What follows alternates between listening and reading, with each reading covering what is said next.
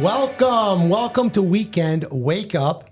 Happy Friday. I'm your host, Mayor Dan Saracki, along with our engineer, Mark, who puts all this together for you. And we also have our producer, Barb, who's going to be answering the questions or taking your questions. Just a reminder, if you have any questions, be sure to post them on the Facebook post, and I will come back at the end of the episode to answer every single one of them. I've got some Oldsmar reminders before we get started.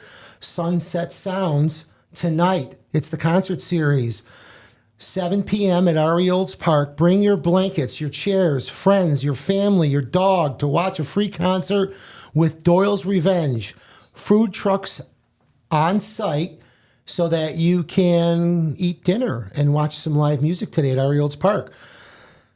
Tampa Bay Brewing Company, Badass Beer Fest is Saturday, benefiting the Upper Tampa Bay Chamber, Saturday the 5th at 12 p.m. to 5 p.m. This year, it's the 8th annual. They're moving it from Tampa Bay Brewing Company over to 100 State Street West, which is right next to City Hall. It has become one of the premier beer festivals in Florida. Over 70 hand-picked breweries, 70 breweries right here in Oldsmar, pouring over 100 unique variety beers, plus great food, music, local craft lifestyle vendors. General admission at 1 o'clock is $69.85. The VIP tickets are all sold out. This includes limited edition BABF tasting glass and unlimited samples of over 120 beers from the 60 breweries. There's also a designated driver ticket, which is $18.78. Tickets include entry into the festival with unlimited soft drinks and water. All attendees at this event must be 21 years and older. Don't forget, November 11th, 11 a.m., Veterans Day ceremony at Veterans Park. Recognize those who served our country and roll call of the newly inscribed names on the memorial wall during this free annual event. Yesterday had lunch with Senator Ed Hooper. He and his wife Lee will be there. You don't want to miss this. This is going to be a special day in the city of Oldsmar. Second Friday, the same day, November 11th, 6 to 9 p.m., right next door to City Hall. Power up the golf carts, grab the kids, and check out this monthly event featuring food vendors, the antique car show, and more. Don't forget the talent show, Saturday, November 12th at 7 p.m. on Ari Olds Park, a fun night of local talent where the residents come out, dance, sing, live on the stage for the community to enjoy. And I heard Barb might even show up, right, Barb? I might show up. Well, Barb, we hope to see you sing and dance for us. Well, let's keep going. Today, I am honored to introduce our special guest, our fire chief, Oldsmar Fire Rescue, Jason Schwabe. Good morning, Chief. I'm so glad you could join us today. Thank you for having me. What's better than Weekend Wake Up with the mayor? So happy to be here. What about Weekend Wake Up with the chief, the fire chief? So glad you're here. Thank you so much for joining me today. I've got some questions for you. There's a lot going on in the city with fire prevention and safety and Santa Claus coming to town. Yeah. So let's start out with this weekend. We got daylight savings time. All smoke detectors should be tested once a month. Is that true or false? Yes, sir. It's always a good idea to make sure your smoke detectors are working. So hit that little test button once a month, and then you know they're going to work when you need them. All right, when changing the clocks back an hour this weekend, which is so enjoyable, we get to sleep an extra hour. What else should viewers do as well? So, again, it's a good reminder, test your smoke detector. We don't want to forget about those carbon monoxide detectors either. If either run off of anything other than a 10-year battery, then you want to go ahead and change those out when we change the clocks.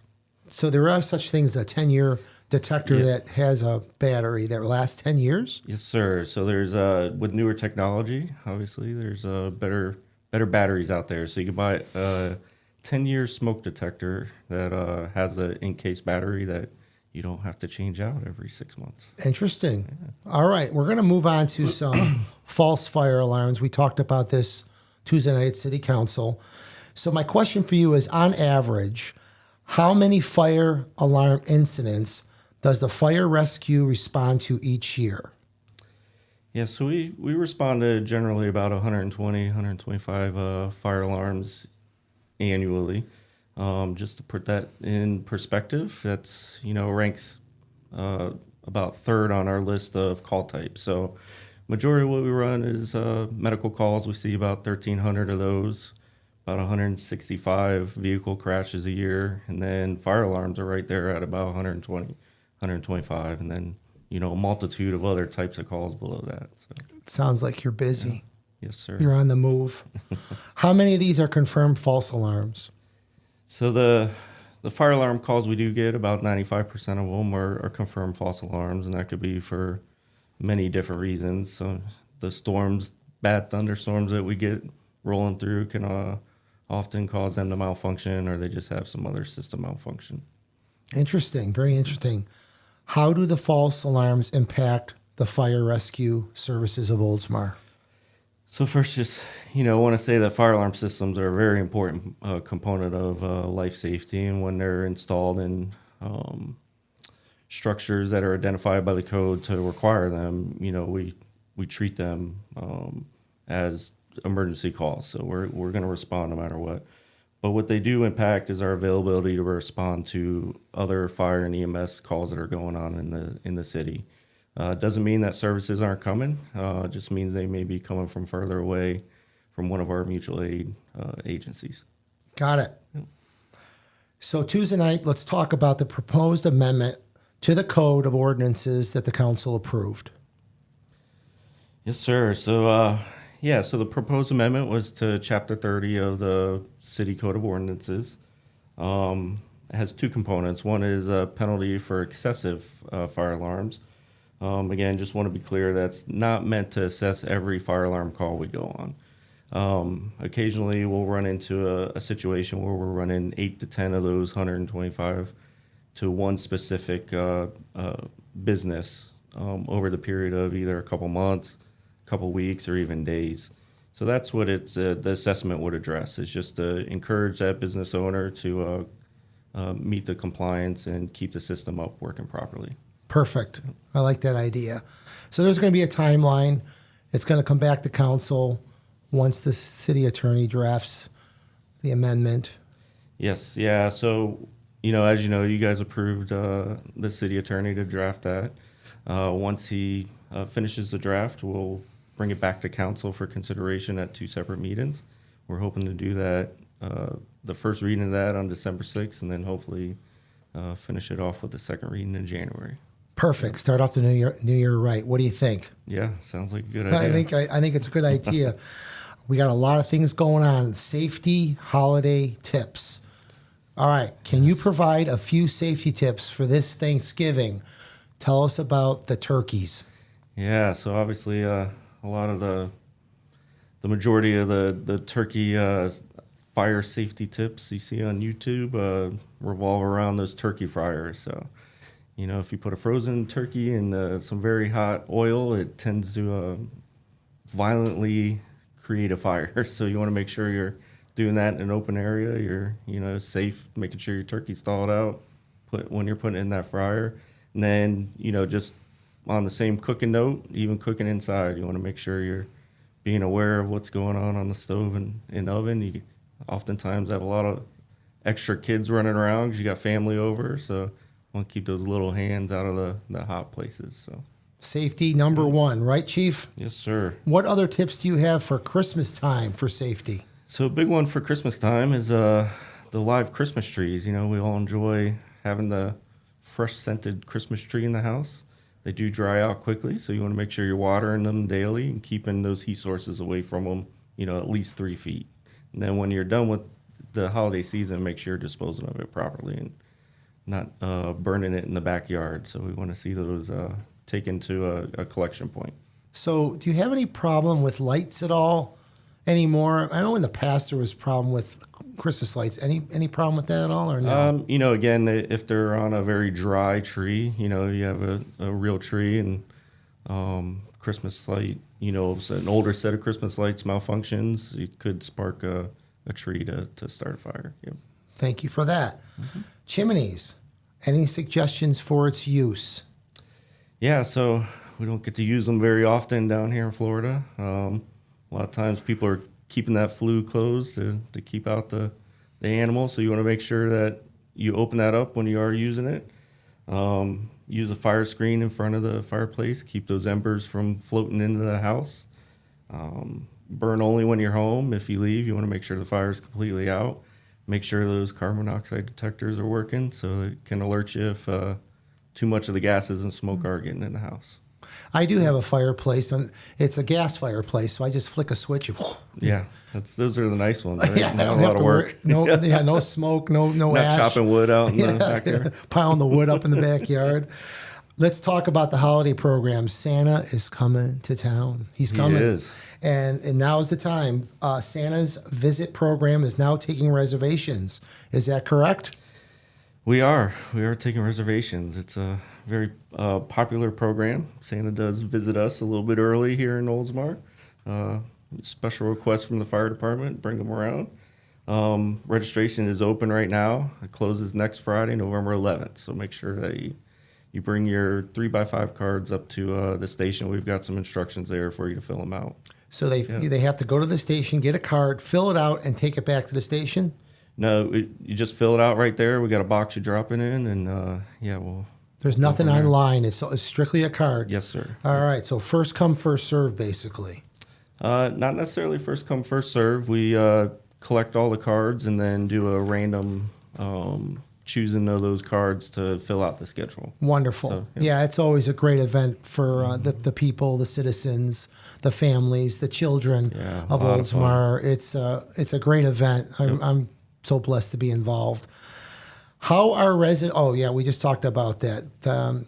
How long have you offered this program to the community? That was a question. Yeah, so a very long time. I, just hit my 21st year this last June with the department. We've offered the program all 21 of those years.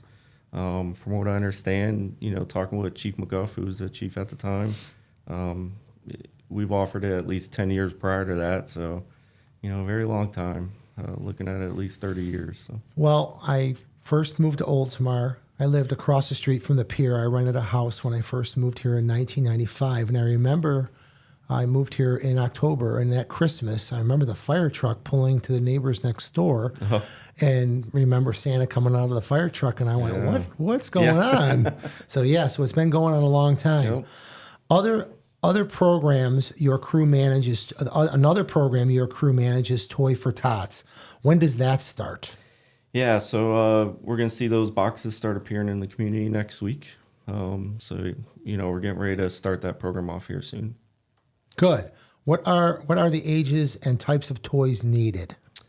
So they accept toys from the 0 to 14 years of age, and they require that it be an unwrapped toy. So it can't be a used toy. It needs to be something new and wrapped. Okay. The question here is, where can they donate? I remember at Eves there's always a box. City Hall there's a box. Where else? Yeah, so for the city here, we have collection boxes at the fire station, City Hall, the library, State Street Center here next door. As you mentioned, there's some local businesses that'll complete some drives, and then we go pick up the boxes. I don't have a list of those, but you're right, like Eves and Daddy's are usually some of those that offer it. And how long do they have to bring a donation? So Toys for Tots picks up all the donations at the fire station on December 12th. So you need to get them in before that. Before December 12th. There you go. Let's talk about that tree recycling. We brought it up a little bit. We don't want anybody to burn them in their backyard. City provides a site to place used Christmas trees. Usually, where is that? So generally, it's at RE Olds Parks. The Public Works sets that up, so they'll have some signs directing you to the right location. Yeah, usually it's right by our Olds Park. You throw your tree. There's a pile of them there. Yep. Remember to remove your decoration and lights. Like the chief just said, follow the signs. A selected location at Ari Olds Park. And dates of service are going to be Tuesday, December 27th through Friday, January 20th. That's for dropping off your trees at Ari Olds Park. All right, Chief, what else we got? Anything else you want to bring up that we forgot anything? No, there was one more part of that ordinance Go ahead. amendment I forgot to mention is some third-party requirements for inspections and maintenance. Just to give a little background on that, there's through the Florida Fire Prevention Codes, there's annual inspections that are required for any fire alarm system, sprinkler system, hood cooking system, any kind of fire protection system. So what the amendment will provide is a requirement for the contractors that do that inspection to upload it to an electronic-based system that we adopt. So There that you way go. we can keep track of it, make sure it's getting inspected annually. So the corporate restaurants, everyone is going to be responsible for making sure that they're in compliance. Yes, sir. Yep. I like it. Sounds like we're getting organized. Yes. All right. Anything else? That's it. Well, I really do appreciate your time today. I'm so glad you're here. Are there any questions, Barb, from our fans out and the 1,000 fans we have watching right now? We don't have any questions, but we have a shout out to the Oldsmar Little League, which is holding a hit-a-thon this Saturday, November 5th, starting at 5 p.m.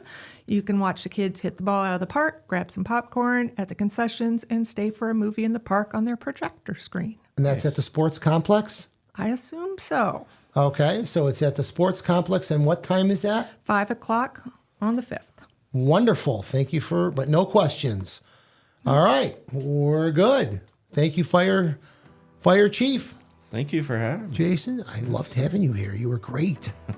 I think we're ready to be Santa.